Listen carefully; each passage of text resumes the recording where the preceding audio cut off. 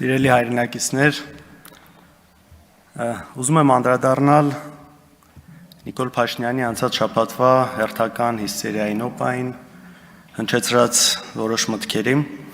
Եթե նկատել եք, օրինակ, արդեն նա այդքան այդ ջղաձգումների մեջ չի հայտնում, երբ նրան անվանում են թուր կամ դավաճան, ձեզ հայտնի որակումները, որը հաճախ տրվում է, կարծես դրանից նա այդքան խնդիր այլևս չունի, միգուցե հասկանում է, որ այդ պիտակը այնքան է նրան կպել, որ այստեղ անիմաստ է պայքարել, բայց այդ կոռուպցիայի հարցը նրան բավական մտահոգում է եւ այստեղ երևի թե տեսնում է, որ դեռևս հնարավոր է ինչ-որ բան անել։ Ուրեմն ինչպես են որակում, երեք նայում է Սրբուհի Գալյանի հարցազրույցը, ասում է ընդդիմությունը սադրել է եւ եղել է սադրանքի պատասխան։ Իսկ սադրելը որն է, երբ որ ընդդիմադիր պատգամավորը հարց է բարձրացում, կոնկրետ հարց, որը պահանջում է պատասխան, ու այդ պատասխանը չի տրվում ու դրա տեղը այդ ինչ-որ այդ ներվային հիստերիկ շարժումներն են լինում, որակումները, մեղադրանքները, սպառնալիքները։ Հիմա ուզում խոսել Նոր Քաղաքապետարանի դեպքից, շատ հաճախ որտեղ մոռացվում է սկիզբը եւ վերջը, ինչ է ուրեմն տեղի ունեցել, ակտիվիստ Արթուր Չախոյանը խնդիր է տեսել մանկապարտեզի շինարարության հետ կապված, ծախսված գումարների, մսխումների հետ կապված, դրա մասին հարց է բարձրացնում, հետո հետևում է թաղապետի զանգը, սեռական բնույթի հայհոյանքները, որին ի պատասխան Արթուրը եւ Մեսրոպ Մանուկյան Երևանի ընդդիմադիր ավականու անդամը քաղաքական ակցիա են իրականացնում եւ այնինչ ասել է թաղապետը շատ բան ձևով, պատկերավոր ձևով նկարի հետ կապված են անում եւ հաջորդ օրը բոլորիս հայտնի ծեծն է լինում։ Թաղապետը իր ընդունարանում ծեծում է Արթուր Չախոյանին։ Ուսրան հետևում է քաղաքացիական պայմանագիր խմբակցության հայտարարությունը քաղաքապետարանի, որ իբր քննադատելով այս երևույթը, բայց որոշը ճեշտը դնում են, այ բայց իրավապահները ինչի մի օր առաջ չեն հստակ գնահատական տվել ու դրան արդեն հետևում այն, որ ի վերջո ավելի խիստ մեղադրանք է դրվում ծեծվողի վրա, քան այն մարդու վրա, ով ծեծել է։ Ու ինչ է ասում հետաքրքիր է Նիկոլ Փաշինյանը դրա հետ կապված, ասում է դե ընդհանուր այսպես չընդունելով բռնությունը, ասում է դե մարդ հա կարող է ինքնատիրապետումը կորցնել։ Հիմա օրինակ երբ Արմեն Գրիգորյանը անհաջող միտք է արտահայտել ժամանակին, դրա դիմաց չեն ասել, մարդը կարող է սխալ արտահայտվել, այլ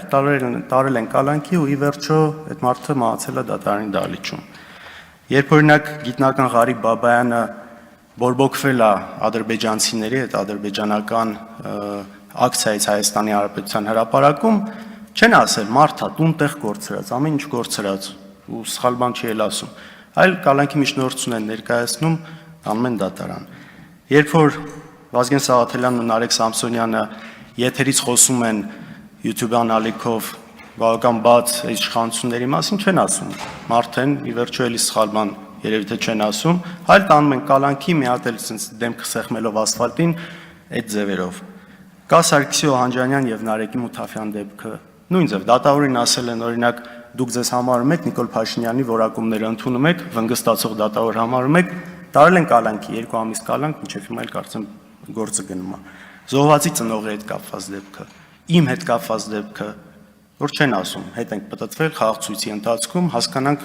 լացող աղջկա ձայնը ինչից է գալիս, չէ, ոստիկանական մեքենայի մեջ խոշտանգում, հետո կալանք, հետո մնացած գործերը։ Հիմա այս ամեն ինչի վերաբերյալ ասում են դե մարդ է։ Քննչականի ղեկավարն էլ լուրջ դեմքով երեք փորձում էր համոզել, որ ծեծը ավելի թույլ հանցանք է, այն ինչ արել են իրենք ավելի թույլ հանցանք է, քան օրինակ Սամվել Վարդանյանի դեպքը։ Հասկանում եք, սա լուրջ չի, այս երկակի ստանդարտները ուղղակի ճճացող են։ Ուզում եմ խոսել բանավեճի հետ կապված, անընդհատ երբ որ Նիկոլ Փաշինյանն ասում է նախագահները թող գան բանավիճ են։ Այս առաջարկը անելով Նիկոլ Փաշինյանը շատ լավ հասկանում է, որ խելքը գլխին մարդը չի գալու, չի բանավիճելու, որովհետև ու դրանով ուզում է ցույց տալ, որ այ տեսեք, եթե չեն գալիս, ուրեմն ես ճիշտ եմ։ Այսինքն դուք լուրջ մտածում եք, որ օրինակ հայրս, ով 2008 թվականից նախագահ չի հանդիսացել, պետք է գա եւ բանավիճի նրա շուրջ, թե 2023-ին Արցախը ով է հանձնել, լավ սա դուք լուրջ եք համարում։ Կամ այսինքն լուրջ մտածում եք, որ 30 տարի բոլորը բանակցում էին Արցախը տալու հետ կապված, բայց այ մենակ հանճարեղ Նիկոլ Փաշինյանին է դա հաջողվել։ Արցախը տալու համար ընդամենը պետք է անել այն, ինչ դուք արել եք, ճանաչել այն Ադրբեջանի կազմում։ Պատկերացրեք, օրինակ ինչ որ մեկը ասում է լուսնի վրա կյանք կա, այ գիտնականներ, աստրոֆիզիկներ, եկեք բանավիճենք դրա շուրջ։ Նրանք ասեն, ու դու հիմար չես։ Ու ինքը ասի, այ տեսակ իրանք չեկան, ուրեմն ես ճիշտ էի։ Ասում է ամեն գյուղ գնում եմ, ամեն տեղ գնում են, ասում են ինչի Քոչարյանը նստած չի։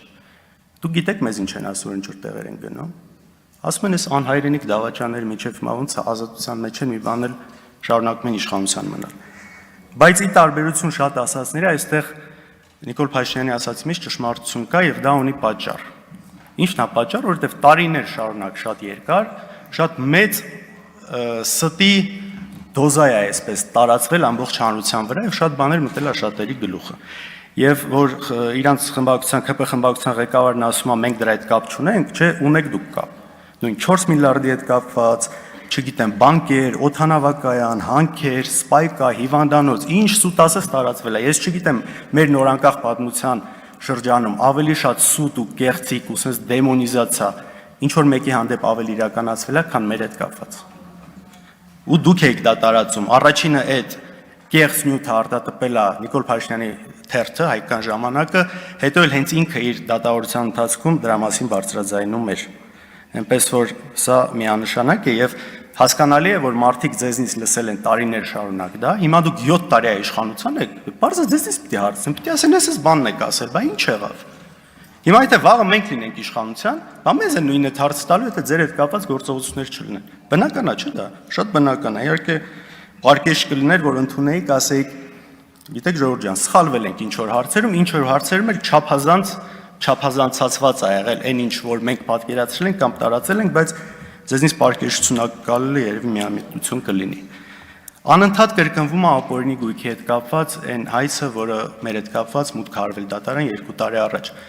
Ժողովուրդ, ուզում եք ամեն անգամ կրկնեք սկզբից մինչև վերջ, վերջից սկիզբ, թվերը տարբեր ձևերով, դրանից էությունը չի փոխվում։ Այն ինչ դուք տարիներով մարդկանց ներարկել եք, առնվազն 50-ից 100 անգամ ավելի քիչ է, քան ինչ փաստացի կա։ Իսկ փաստացի կա այն, ինչը մենք միշտ ասել ենք, խոսել ենք, մեր անունով ա եղել, ոչ մի հանցավոր ճանապարհով ձեռք բերված որևէ գույք չկա եւ չկա գետ մեկ լումա, որի օրինական բացատրությունը մենք չունենք։ Ապօրինի գույքի էս օրենքի մասով, որ ասում են այ ինչի են վիճարկել ՍԴ-ում։ Կա լուրջ խնդիրներ եւ ՍԴ-ի որոշումը այս դրա մասին է խոսում, ինչքան էլ չեք ուզում ընդունել, իհարկե ձեր այդ բռնազավթած ՍԴ-ն է, բայց նույնիսկ իրենք չեն կարողացել այս մասով ինչ որ բաներ կա շրջանցել։ Օրինակի համար ասեմ, որ կան ընկերություններ, որ ասում են մարդ 7000 մեր գործով չէ, ընդհանրապես 7500 դրամ օրինակ չի ունեցել ՍՊ-ում ՍՊ բացելու համար։ Ու հետեւաբար այն ինչ աշխատել այդ ընկերությունը համարում են ապօրինի։ Այ այս կարգի աբսուրդային կետեր կան այս ամեն ինչում։ Մեկ էլ մի բան, որ անդադ ասում են, ինչից խոսում ենք անիվ կլինի, Արցախը հանձնել կլինի, սահմանազատում կլինի, ասում են, իրանք դրանից խոսում են, որովհետև խնդիր ունեն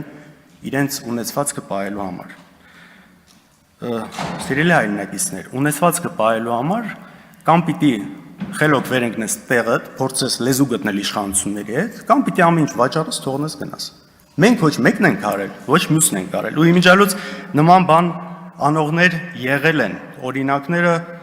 բոլորիդ հայտնի է։ Մենք դա չենք արել, մեր խնդիրը դա չէ, առնվազն մինչև 23 թվականի ամառը կարող ենք այդ ամեն ինչը անել, մինչև այս գործերը լինելու։ Հիմա նաև ուզում եմ անդրադառնալ այն մեղադրանքներին եւ վիրավորանքներին, որոնք հնչեց Նիկոլ Փաշինյանի կողմից, երբ որ իմ ընդդիմադիր գործընկերներին նայելով ասում է համբալներ։